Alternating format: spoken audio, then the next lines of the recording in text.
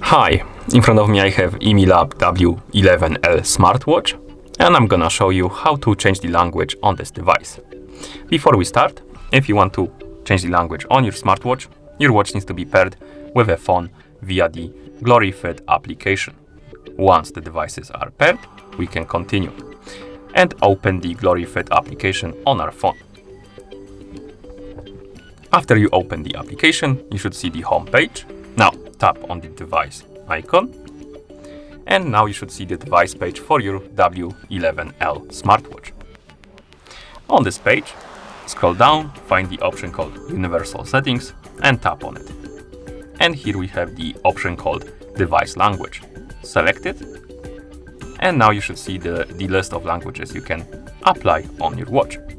Find the language you like to use. For example, I'm gonna select Deutsch, so tap on the language to select it and apply it. So now when I wake up the screen on our watch, open the menu, as you can see the language changed to Deutsch.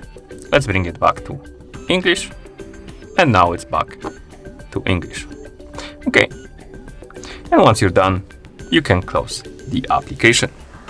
And that's how you change the language on this device. Thank you for watching.